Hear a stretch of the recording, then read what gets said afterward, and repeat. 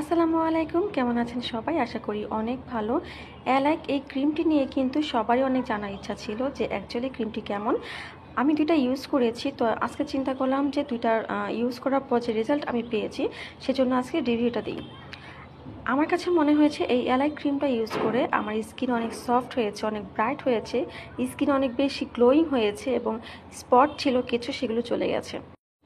সম্ভবত এটার প্রাইস ছিল 850 টাকা। এত কমের মধ্যে ভালো একটা নাইট ক্রিম কিন্তু সত্যি সবাই খোঁজে এবং সবাই চায় যে একটু কমের মধ্যে বাজেট ফ্রেন্ডলি একটা নাইট ক্রিম যেটা স্কিনটাকে অনেক বেশি সুন্দর করবে।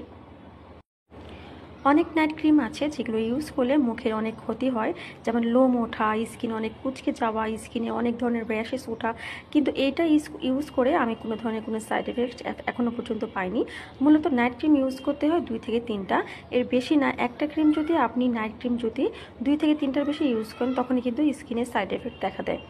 তো খুব বেশি ইউজ না করে সবাই কিন্তু এই ক্রিমটাকে মোটামুটি সাদাপরি নাম দিয়েছে। সো আমার মনে হয় সাদাপরি নামের সাথে এই ক্রিমটা একদম মিলে গেছে। অ্যাকচুয়ালি এই ক্রিমটা অনেক বেশি সাদা করে। সো যারা নাকি স্কিনটাকে অনেক বেশি সাদা করতে চান, দাগমুক্ত করতে চান, সুন্দর করতে চান, আমার মনে হয় এই ক্রিমটা ইউজ করা খুবই ভালো হবে।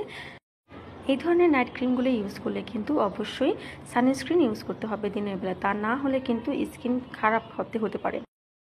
সো যারা যারা ইউজ করতে চান